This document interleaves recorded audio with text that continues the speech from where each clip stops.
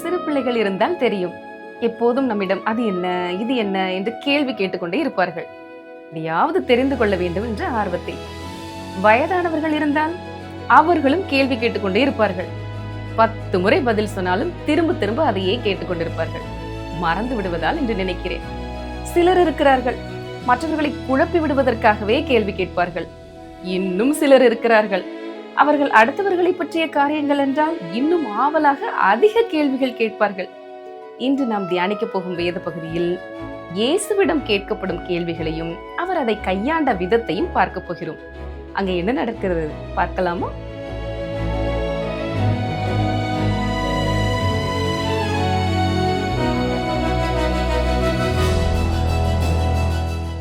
அருமையான வேதாராய்ச்சி நேயர்களே, மீண்டும் இந்த ஊடகத்தின் மூலமாய் உங்களை சந்திப்பதை குறித்து மகிழ்ச்சி அடைகிறோம். கர்த்தருக்கு நன்றி சொல்கிறோம். கடந்த நிகழ்ச்சியிலே அதிகாலையிலேயே எழுந்து வனாந்தரமான இடத்திற்கு சென்று ஜெபித்த நம்முடைய கர்த்தராகிய இயேசு கிறிஸ்துவின் ஜெப வாழ்க்கையின் முன்மாதிரியை பார்த்தோம். சமுதாயத்திலே ஒதுக்கப்பட்ட ஒரு குஷ்டரோகியை இயேசு மனதுருகி தொட்டு சுத்தமாக்கியதன் மூலம் அவருடைய அன்பையும் கரிசனையும் அறிந்து கொண்டோம். 4 நண்பர்கள் காட்டிய விசுவாசமும் விடாமுயற்சியும் ஒரு மனிதனை இயேசுவின் சமூகத்திற்கு கொண்டு வந்து சேர்த்தது. அவருடைய விசுவாசம் அந்த மனிதனுக்கு தனிப்பட்ட பாவ மன்னிப்பையும் சரீர சுகத்தையும் பெற்றுத்தந்தது என்பதையும் பார்த்தோம். இந்த நாளிலேயும் கர்த்தருடைய வார்த்தைகளை தியானிக்க அவளோடு அமர்ந்திருக்கும் உங்களோடும் கர்த்தர் தொடர்ந்து இடைபடுவாராக. இன்று மார்க் 2 அதிகாரம் 6 முதல் 28 வசனம் வரைக்கும் நாம் கற்றுக்கொள்வோம். கவனியங்கள் வாசிக்கிறேன். மார்க் 2 அதிகாரம் 6, 7 வசனங்கள். அங்கே உட்கார்ந்திருந்த வேத பாரகரில் சிலர், இவன் இப்படி தேவ தூஷணம் சொல்கிறதென்ன?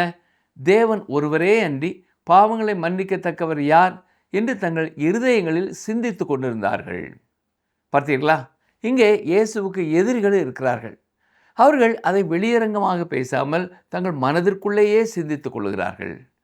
அவருடைய சிந்தனையிலே அவர்கள் முதல் கேள்வியில், அதாவது தேவ தூஷணம் சொல்கிறதென்ன என்று கேட்பதிலே தவறாகவும், 2வது கேள்வியிலே, அதாவது தேவன் ஒருவரே அன்றி பாவங்களை மன்னிக்கத்தக்கவர் யார் என்ற சிந்தனையில் சரியாகவும் இருக்கிறார்கள். இயேசு தேவதூஷணம் பேசவில்லை, ஆனால் தேவன் ஒருவரே பாவங்களை மன்னிக்க முடியும் என்பது உண்மைதான். எந்த ஒரு நீதிபதிக்கும் ஒரு குற்றவாளியை சும்மா தப்பவிட உரிமை இல்லை. சட்டத்தை நிலைநாட்டுவதுதான் அவருடைய வேலை. தேவன் பிரபஞ்சத்தின் ஒழுக்க நெறி ஆட்சியாளராக இருக்கிறார். எனவே அவர் தம்முடைய சொந்த சட்டங்களை பாதுகாக்க வேண்டும். தேவன் சட்டம் இல்லாதவராக அல்லது சட்டத்தை மீறுபவராக இருக்க முடியாது. அவர் நீதி உள்ளவராக இருப்பதால் அவரால் அப்படி இருக்க முடியாது. சட்டங்களை உருவாக்கிய அவரே அந்த சட்டங்களுக்கு கீழ்ப்படுகிறார். அவருடைய சட்டங்கள் மாற்ற முடியாதவை. அவை ஒருபோதும் மாற்றப்படுவதில்லை. அந்த சட்டங்களின்படி நீங்களும் நானும் தேவனுக்கு முன்பாக குற்றவாளியாக இருக்கிறோம். நமக்கு நம்முடைய பாவங்களின் மன்னிப்பு தேவைப்படுகிறது. அவரும் மன்னிக்கிறார். அவர் ஒரு பெரிய மனதுள்ளவர் என்பதால் நம்மை மன்னிக்கிறார் என்று நினைக்கும் தவறை நாம் ஒருபொழுதும் செய்துவிடக்கூடாது. கிறிஸ்து நம்முடைய பாவங்களுக்கான தண்டனையை செலுத்தி தீர்த்ததாலேயே அவர் நம்மை மன்னிக்கிறார். கர்த்தராகிய இயேசு தேவதூஷணம் பேசவில்லை. அவரே தேவன். மேலும் உங்களுக்கும் எனக்கும் அந்த திமிர்வாதக்காரனுக்கும் ரட்சிப்பை உண்டாக்குவதற்காகவே அவர் இந்த பூமியிலே வந்தபடியால் அவரால் பாவங்களை மன்னிக்க முடியும். மார்க் 2 அதிகாரம் 8 வசனம் பாருங்கள். அவர்கள் தங்களுக்குள்ளே இப்படி சிந்திக்கிறார்கள் என்று இயேசு உடனே தம்முடைய ஆவியில் அறிந்து அவர்களை நோக்கி, நீங்கள் உங்கள் இருதயங்களில் இப்படி சிந்திக்கிறதென்ன? பாருங்கள், இந்த மனிதர்கள் அதை வெளியரங்கமாக பேசவில்லை. மாறாக தங்கள் இருதயங்களுக்குள் அப்படி சிந்திக்கிறார்கள். இயேசு அவர்களை பேச வைக்க முயற்சி செய்கிறார். ஆனால் இந்த மனிதர்களுக்கு ஏற்கனவே அவருடன் மோதல்கள் ஏற்பட்டு அவர்கள் ஒவ்வொரு முறையும் பலத்த அடிபட்டு தோற்று போயிருந்தார்கள். எனவே இந்த இடத்திலே அமைதியாக இருப்பதே சிறந்த வழி என்று அவர்கள் முடிவு செய்தார்கள். அப்படியே அமைதியாகவும் இருந்தார்கள். ஆனால் இப்பொழுது இயேசு அவர்களை பார்த்து என்ன சொல்கிறார் கவனியுங்கள். மார்க் 2 அதிகாரம் 9 வசனம். உன் பாவங்கள் உனக்கு மன்னிக்கப்பட்டது என்று சொல்வதோ, எழுந்து உன் படுக்கையை எடுத்துக்கொண்டு நடவென்று சொல்வதோ எது எளிது? சொல்லப்போனால் அவர்கள் அந்த கேள்விக்கு பதிலளிக்க போவதே இல்லை. அவர்கள் அமைதியாக இருக்கிறார்கள். அவர்கள் அமைதியாக இருந்தாலும் அவர் இன்னும் அவர்களோடு தான் பேசிக்கொண்டிருக்கிறார். அவர்கள் என்ன நினைத்து கொண்டிருந்தார்கள் என்பதை அவர் அறிந்திருந்தார். யோவான் 2:25 இப்படி சொல்லப்பட்டிருக்கிறது. மனுஷர் உள்ளத்தில் இருப்பதை அவர் அறிந்திருந்தபடியால் மனுஷரை குறித்து ஒருவரும் அவருக்கு சாட்சி கொடுக்க வேண்டியதாய் இருக்கவில்லை. இப்பொழுது கர்த்தராய் இயேசு அவர்களை மிகவும் இக்கட்டான சூழ்நிலைக்குள்ளே தள்ளுகிறார். இந்த மனிதனுடைய பாவங்களை மன்னிப்பது எளிதா அல்லது அவனை எழுந்து நடக்க செய்வது எளிதா? அவர்கள் பதிலளிக்கவில்லை. என்றாலும் ஒன்றில் எது சாத்தியமில்லையோ அதே அளவு மற்றொன்றும் சாத்தியமில்லாத ஒன்றுதான் என்று அவர்கள் சொல்லியிருப்பார்கள் என்று நான் நம்புகிறேன். ஏனென்றால் இவை இரண்டிலே எதை செய்வதாக இருந்தாலும் தேவனால் மட்டுமே செய்ய முடியும். அந்த பதில் சரியானது. அதனால்தான் கர்த்தராய் இயேசு அந்த மனிதனை நோக்கி உன் படுக்கையை எடுத்துக்கொண்டு நட என்று கூறினார். மார்க் 2 அதிகாரம் 10-11 வசனங்களை பாருங்கள். பூமியிலே பாவங்களை மன்னிக்க மனுஷகுமாரனுக்கு அதிகாரம் உண்டு என்பதை நீங்கள் அறிய வேண்டும் என்று சொல்லி திமிர்வாதக்காரனை நோக்கி, நீ எழுந்து உன் படுக்கையை எடுத்துக்கொண்டு உன் வீட்டுக்கு போ என்று உனக்கு சொல்லுகிறேன் என்றார். முன்னொரு காலத்தில் ஸ்காட்லாந்து நாட்டு வேத விரிவுரையாளர் ஒருவர் இவ்வாறு சொன்னார். அந்த மனிதனை அவனுடைய படுக்கையை எடுத்துக்கொண்டு நடக்கும்படி இயேசு சொன்னதற்கு காரணம் அவனுக்கு அந்த நோய் மீண்டும் வராது என்பதற்காகத்தான். அவன் இனி ஒருபொழுதும் அந்த படுக்கைக்கு திரும்ப போவதில்லை. அவன் இனிமேல் எப்பொழுதுமே நடக்கத்தான் போகிறான். இயேசு கிறிஸ்து ஒருவரை குணமாக்கும் பொழுது அதை முழுமையாகவும் மிகச் சிறப்பாகவும் செய்து முடிப்பார். பிரியமானவர்களே, உங்கள் வாழ்க்கையிலையும் உங்களை குணமாக்கும் பொழுது கர்த்தர் பூரண சுகம் கொடுப்பார் என்று விசுவாசியுங்கள். மார்க் 2 அதிகாரம் 12 வசனம் பாருங்கள். உடனே அவன் எழுந்து தன் படுக்கையை எடுத்துக்கொண்டு எல்லாருக்கும் முன்பாக போனான். அப்பொழுது எல்லாரும் ஆச்சரியப்பட்டு, நாம் ஒரு காலம் இப்படி கண்டதில்லை என்று சொல்லி தேவனை மகிமைப்படுத்தினார்கள். பார்த்தீர்களா? இது செயல்கள் நிறைந்த ஒரு சுவிசேஷமாகும். அதற்கேற்ப கிரியைகளின் மூலம் நடந்த அற்புதங்களிலே இதுவும் உண்டாகும். தொடர்ந்து வருகிற வேத பகுதியிலே இயேசு கிறிஸ்து தனக்கான சீடர்களை தெரிந்து கொள்வதை நாம் பார்க்கிறோம். கவனிங்கள், வாசிக்கிறேன். மார்க் 2 அதிகாரம் 13-14 வசனங்கள். அவர் மறுபடியும் புறப்பட்டு கடல் அருகே போனார். அப்பொழுது ஜனங்கள் எல்லாரும் அவரிடத்தில் வந்தார்கள். அவர்களுக்கு போதகம் பண்ணினார். அவர் நடந்து போகையில் அல்பேயுவின் குமாரனாகிய லேவி ஆயத்துறையில் உட்கார்ந்திருக்கிறதை கண்டு, எனக்கு பின் சென்று வா என்றார். அவன் எழுந்து அவருக்கு பின் சென்றான். பிரியமானவர்களே, இது ஒரு அற்புதம் அல்ல என்றாலும் இதை தொடர்ந்து செயல்கள் நடப்பதை நாம் பார்க்கிறோம். இந்த சுசேஷத்திலே நாம் ஏராளமான செயல்களை பார்க்க முடிகிறது. இது லேவி அல்லது மத்தேயுவின் அழைப்பாகும். சொல்லப்போனால் மத்தேயு லேவி கோத்திரத்தைச் சேர்ந்தவன். கொஞ்சம் கற்பனை செய்து பாருங்கள். அவன் ஆசாரிய ஊழியம் செய்யும் கோத்திரத்தைச் சேர்ந்தவனாக இருந்தாலும் இங்கே எல்லாவற்றையும் விட்டுவிட்டு ஒரு வரி வசூலிப்பவனாக உட்கார்ந்திருக்கிறான். மேலும் காணாமல் போன 10 கோத்திரங்களை பற்றிய கேள்விக்கு இதுவே பதிலாக அமைய வேண்டும். யூதா கோத்திரத்தை தவிர மற்ற கோத்திரங்களைச் சேர்ந்த தனிநபர்களை நாம் காணக்கூடிய அநேக இடங்களிலே இதுவும் உண்டாகும். இன்றைக்கு யாராவது 10 கோத்திரங்கள் காணாமல் போய்விட்டன என்று சொன்னால் அவர்கள் இல்லாத ஒன்றைத்தான் தேடிக்கொண்டிருக்கிறார்கள் என்று அர்த்தம். என்னை கவனித்துக் கொண்டிருக்கிற அருமையான சகோதரனே, சகோதரியே, அந்த கோத்திரங்கள் காணாமல் போகவில்லை. அவர்களில் ஒருவர் இதோ இங்கே இருக்கிறார். லேவி கோத்திரத்தைச் சேர்ந்த ஒரு மனிதன் கர்த்தருடைய சீஷர்களில் ஒருவராக மாறுகிறான். இந்த ஆச்சரியமான சம்பவத்திலே நம்முடைய இயேசு அவனை அழைக்கிறார். மத்தேயு தன் சுசேஷ பதிவிலே தான் ஒரு பெரிய விருந்து கொடுத்தது, தன் நண்பர்களை அழைத்தது, இந்த தகவலையெல்லாம் சொல்லவில்லை. ஒருவேளை இது உங்களுக்கு நினைவில் இருக்கலாம். சொல்லப்போனால் அவனிடம் இருந்த ஒரே மாதிரியான நண்பர்கள் பாவிகள் மட்டுமே. மார்க் 2 அதிகாரம் 15-16 வசனங்களை பாருங்கள். அப்பொழுது அவனுடைய வீட்டிலே அவர் போஜன பந்தி இருக்கையில் அநேக ஆயக்காரரும் பாவிகளும் அவரோட கூட வந்திருந்தபடியால் அவர்களும் இயேசுவோடும் அவர் சீஷரோடும் கூட பந்தி இருந்தார்கள். அவர் ஆயக்காரரோடும் பாவிகளோடும் போஜனம் பண்ணுகிறதை வேதபாரகரும் பரிசேயரும் கண்டு அவருடைய சீஷரை நோக்கி, அவர் ஆயக்காரரோடும் பாவிகளோடும் போஜனம் பண்ணுகிறது என்னவென்று கேட்டார்கள். இங்கே வந்திருந்த விருந்தினர்கள் ஆயக்காரர்களும் பாவிகளுமாய் இருந்தார்கள் என்ற கூற்று இங்கே 3 முறை சொல்லப்பட்டிருப்பதை நீங்கள் கவனித்தீர்களா? வெளிப்படையாக பார்த்தால் அந்த பட்டியலிலே ஒரு நல்ல மனிதர் கூட இருக்கவில்லை. அந்த ஊரின் விஐபிக்கள் யாரும் அங்கே வரவில்லை. மேலும் பாவிகளுக்கு முன்னதாக ஆயக்காரர் குறிப்பிடப்பட்டிருப்பதை நாம் கவனிக்க வேண்டும். அந்த காலத்து வரி வசூலிப்பவர்கள் தான் ஆயக்காரர்கள். சரி, மார்க் 2 அதிகாரம் 17 வசனத்தை பாருங்கள். இயேசு அதை கேட்டு, பிணியாளிகளுக்கு வைத்தியன் வேண்டியதே அல்லாமல் சுகமுள்ளவர்களுக்கு வேண்டியதில்லை, நீதிமான்களை அல்ல பாவிகளையே மனம் திரும்புகிறதற்கு அழைக்க வந்தேன் என்றார்.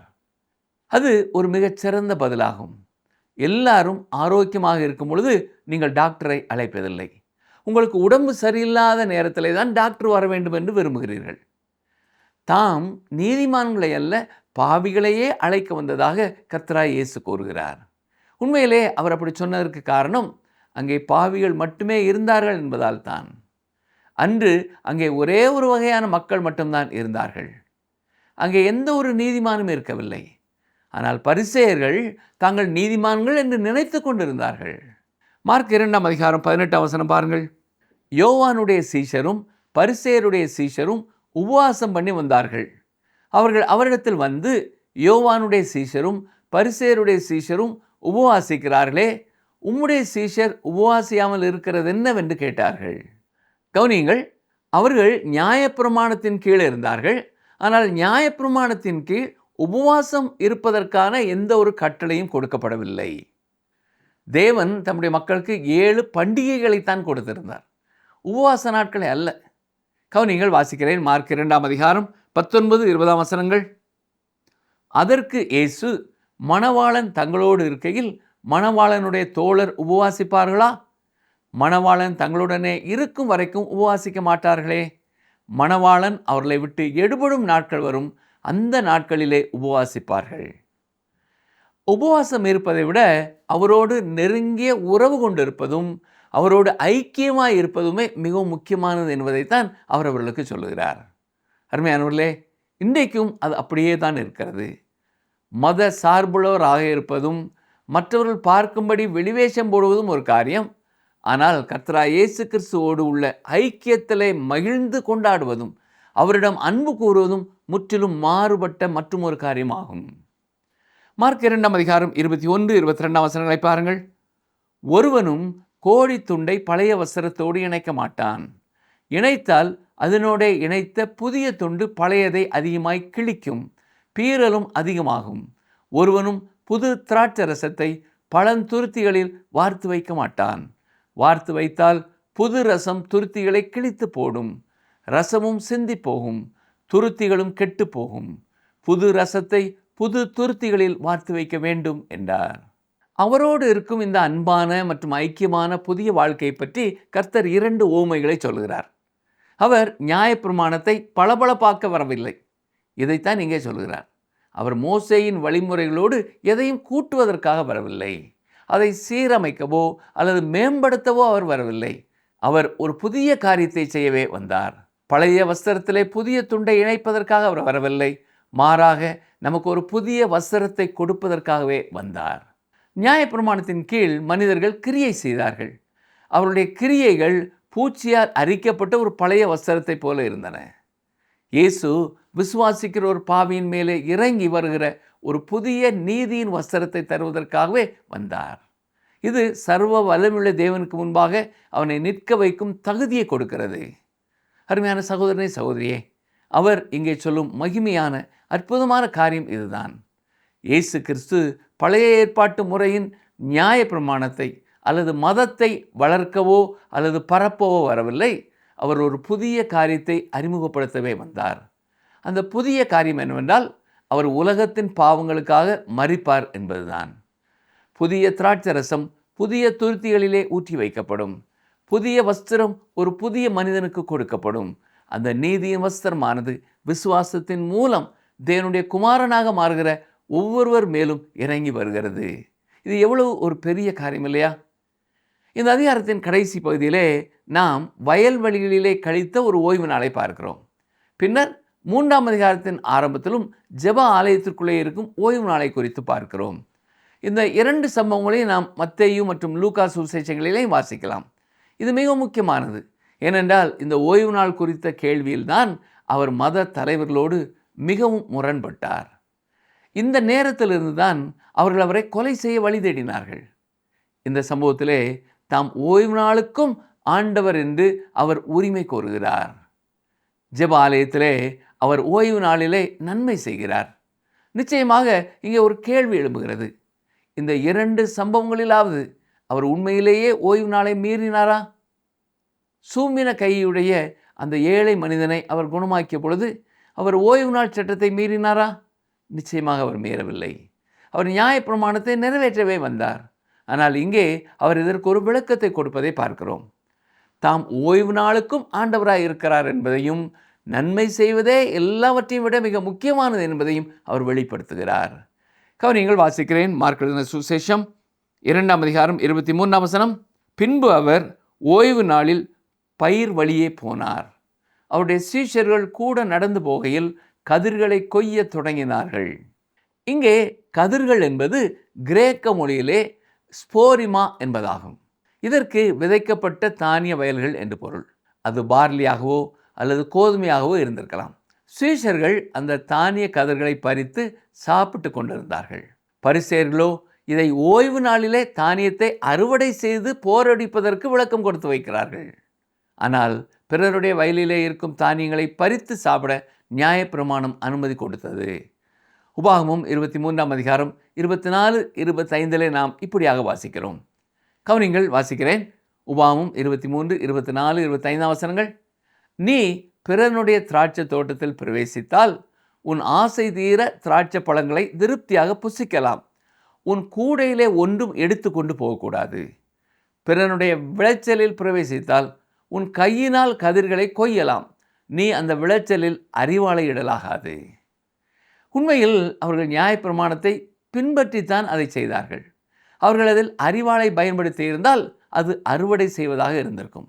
ஆனால் பரிசேயர்களோ அதற்கு தங்களுடைய சொந்த விளக்கத்தை கொடுத்து அதன் காரணமாக இந்த செயல் நியாயப்பிரமாணத்தை மீறும் ஒன்று என்பதாக புரிந்து கொண்டார்கள். மார்க் 2ஆம் அதிகாரம் 24-25 வசனங்களை பாருங்கள். பரிசேயர் அவரை நோக்கி, இதோ ஓய்வு நாளில் செய்யத்தகாததை இவர்கள் ஏன் செய்கிறார்கள் என்றார்கள். அதற்கு அவர், தாவீதுக்கு உண்டான ஆபத்தில் தானும் தன்னோடு இருந்தவர்களும் பசியாய் இருந்தபோது. அவர்கள் ஓய்வு நாளை மீறவில்லை என்று அவர் வாதிடவில்லை. உண்மையிலேயே அவர் இந்த விஷயத்தை குறித்து அவர்களுடன் வாக்குவாதம் செய்ய மறுத்துவிட்டார். இப்பொழுது அவர் அவருடைய ராஜாவாகிய தாவீதின் வாழ்க்கைக்குள்ளே சென்று மோசே கொடுத்த நியாயப்பிரமாணத்தை தாவீது நிச்சயமாக மீறியிருந்தும் அவன் செய்தது சரியென நியாயப்படுத்தப்பட்ட ஒரு சம்பவத்தை இங்கே சுட்டி காட்டுகிறார். பாருங்கள், தேவனுக்கு ஊழியம் செய்ய முயற்சிக்கும் அவருடைய ஊழியக்காரரில் ஒருவருக்கு நியாயப்பிரமாணத்தின் எழுத்துப்பூர்வமான சட்டம் கடினமான சூழ்நிலையை அல்லது துன்பத்தை உண்டாக்குவதாக இருந்தால் அதை அப்படியே அவர்கள் மேல் திணிக்கக்கூடாது. நிச்சயமாக அதுதான் தாவீதை குறித்த அந்த சரித்திரமாகும். ஆண்டவராய் இயேசு கிறிஸ்து அந்த உவமையை இங்கே பயன்படுத்துகிறார். கவனிங்கள், வாசிக்கிறேன். மார்க் 2ஆம் அதிகாரம் 26 முதல் 28 வரை. அவன் அபியத்தார் என்னும் பிரதான ஆசாரியன் காலத்தில் செய்ததை நீங்கள் ஒரு காலம் வாசிக்கவில்லையா? அவன் தேவனுடைய வீட்டில் பிரவேசித்து ஆசாரியர் தவிர வேறொருவரும் புசிக்கத்தகாத தெய்வ சமூகத்து அப்பங்களை தானும் புசித்து தன்னோடு இருந்தவர்களுக்கும் கொடுத்தானே என்றார். பின்பு அவர்களை நோக்கி, மனுஷன் ஓய்வு நாளுக்காக உண்டாக்கப்படவில்லை, ஓய்வு நாள் மனுஷனுக்காக உண்டாக்கப்பட்டது. ஆகையால் மனுஷகுமாரன் ஓய்வு நாளுக்கும் ஆண்டவராய் இருக்கிறார் என்றார். ஓய்வு நாள் மற்றும் அதன் அர்த்தத்தை குறித்த ஒரு மிகச்சிறந்த கொள்கை இதுவாகும். உண்மையிலேயே நியாயப்பிரமாணமானது மனிதனுக்காக உண்டாக்கப்பட்டது. மனிதன் ஓய்வு நாளுக்காக உண்டாக்கப்படவில்லை. மற்றொரு முக்கியமான கொள்கை என்னவென்றால், கர்த்தராய் இயேசு கிறிஸ்துவே ஓய்வு நாளுக்கும் ஆண்டவராக இருக்கிறார். இந்த இரண்டு காரியங்களுமே மிகவும் முக்கியமானவை. ஓய்வு நாள் குறித்த பழைய மோசேயின் வழிமுறைகளின் கீழ் நாம் இல்லை என்பதை ஞாபகத்தில் வைத்துக் கொள்ளுங்கள். ஏனென்றால் அது இஸ்ரவேல் தேசத்திற்கும் தேவனுக்கும் இடையே இருந்த ஒரு உடன்படிக்கையின் ஒரு பகுதியாக இருந்தது என்று யாத்திராகமம் 31:12 முதல் 17 வரை உள்ள வசனங்களிலே நாம் படித்தோம். வயல்வெளியிலே நடந்த இந்த ஓய்வு நாள் சம்பவமும் 3ஆம் அதிகாரத்தின் ஆரம்பத்தில் நாம் பார்க்க போகிற ஓய்வு நாள் சம்பவமும் ஒன்றோடு ஒன்று இணைந்து போக வேண்டியவை ஆகும். எனவே வேதத்திலே இங்கே அதிகாரம் பிரிக்கப்பட்டிருந்தாலும் ஓய்வு நாள் தொடர்பான சம்பவங்களை பற்றிய நம்முடைய படிப்பை நாம் தொடர்ந்து கவனிப்போம். பரிசேயர்களின் சடங்காச்சார மத வழிபாட்டு முறைக்கும் கர்த்தராய் இயேசு கிறிஸ்து இந்த உலகத்திற்கு அறிமுகப்படுத்திய கிருபையின் புதிய வாழ்க்கைக்கும் இடையே உள்ள மாபெரும் வித்தியாசத்தை இந்த அதிகாரம் நமக்கு தெளிவுபடுத்துகிறது. இதிலிருந்து நாம் கற்றுக்கொண்ட சத்தியங்களை ஒருமுறை கூட நினைவுபடுத்திக் கொள்வோம். முதலாவதாக, திமிர்வாதக்காரனின் சம்பவத்தின் மூலமாக இயேசு வெறும் சரீர வியாதிகளை மட்டும் குணமாக்குகிறவர் அல்ல, மாறாக மனிதனின் ஆத்மாவை பாதிக்கும் பாவங்களை மன்னிக்க பூமியிலே அதிகாரம் படைத்த தேவன் என்பதை வெளிப்படுத்துகிறார். நம்முடைய கிரியைகளினாலோ அல்லது நல்ல நடத்தையினாலோ நாம் மன்னிப்பை பெறுவதில்லை. கிறிஸ்து சிலுவையிலே நமக்காக தியாகமாய் தன்னை ஒப்பு கொடுத்த கிரயத்தினால் மட்டுமே நமக்கு மன்னிப்பு கிடைக்கிறது. மேலும் அவர் நம்மை விடுவிக்கும் பொழுது அந்த பழைய படுக்கைக்கு நாம் இனி ஒருபொழுதும் திரும்பாதபடி முழுமையான விடுதலையை தருகிறார். இரண்டாவதாக, புதிய துண்டு மற்றும் பழைய திராட்சரசம் குறித்த உவமை மூலம் இயேசு பழைய ஏற்பாட்டு சட்டங்களை சீரமைக்க வரவில்லை, மாறாக புதிய உடன்படிக்கையின் கிருபையை நமக்கு தர வந்தார் என்பதை விளக்குகிறார். பழைய சடங்குகளையோ வெளிவேஷமான மத வழிபாடுகளையோ தேவன் நம்மிடத்தில் எதிர்பார்க்கவில்லை. மாறாக கிறிஸ்துவின் நீதியின் வஸ்திரத்தை தரித்து கொண்டு அவரோடு நெருங்கிய அன்பான ஜீவியத்திலே வாழும் புதிய இருதயத்தையே அவர் விரும்புகிறார். மூன்றாவதாக, ஓய்வு நாளிலே சீஷர்கள் கதிர் கொய்த சம்பவத்தின் மூலமாக மனிதர்களை காட்டிலும் சடங்குகளும் விதிகளும் முக்கியமல்ல என்பதை இயேசு உணர்த்துகிறார். மனுஷன் ஓய்வு நாளுக்காக உண்டாக்கப்படவில்லை, ஓய்வு நாள் மனுஷனுக்காக உண்டாக்கப்பட்டது. சட்ட திட்டங்களை விட தேவனுடைய அன்பும் மனிதர்களுக்கு செய்யும் நன்மையும் இரக்கமுமே பிரதானமானது. எல்லாவற்றிற்கும் மேலாக இயேசுவே நம்முடைய நித்திய ஓய்வுக்கும் சமாதானத்திற்கும் காரணராகிய ஓய்வு நாளின் ஆண்டவர் என்பதை நாம் விசுவாசிக்க வேண்டும். சுருக்கமாக சொன்னால், இந்த வேத பகுதி நம்மை மதவாதியாக வாழ அழைக்காமல் இயேசுவின் அன்பை பகிர்ந்து கொள்ளும் உண்மையான சீஷனாக வாழ அழைக்கிறது. நாம் லேவியை போல நம்முடைய பழைய பாவ வாழ்க்கையை விட்டுவிட்டு இயேசுவின் பின்னே செல்வோம். வெளிவேஷமான சடங்குகளை கடந்து கர்த்தராய் இயேசு கிறிஸ்துவோடு ஒவ்வொரு நாளும் ஒரு புதிய உறவையும் ஆவிக்குரிய ஐக்கியத்தையும் கொண்டாட மகிழ கர்த்தர் தாமே நமக்கு கிருபை செய்வாராக. ஆமென்.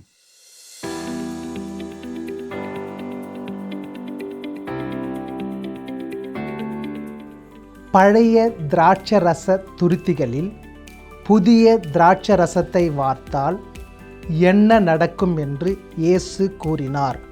பழைய திராட்சரச துருத்திகளில் புதிய திராட்சரசத்தை வார்த்தால் என்ன நடக்கும் என்று இயேசு கூறினார். ஆப்ஷன் ஏ, ரசம் மேலும் சுவையாகும். ஆப்ஷன் பி, துருத்திகள் பலமடையும். ஆப்ஷன் சி, துருத்திகள் கிழிந்து போகும், ரசமும் வீணாகும்.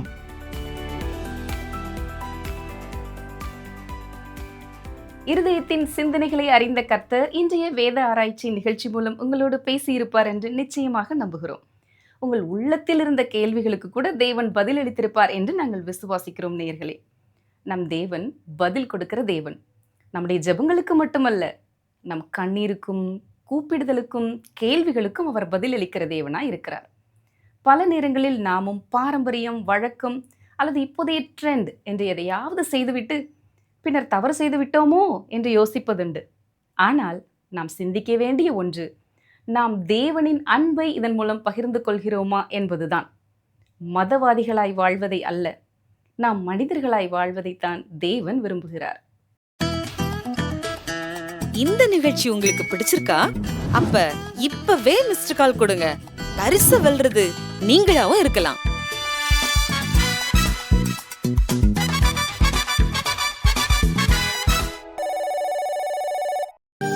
தெய்வ வாக்கு.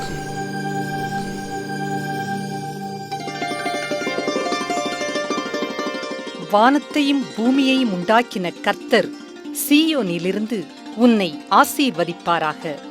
சங்கீதம் 134:3.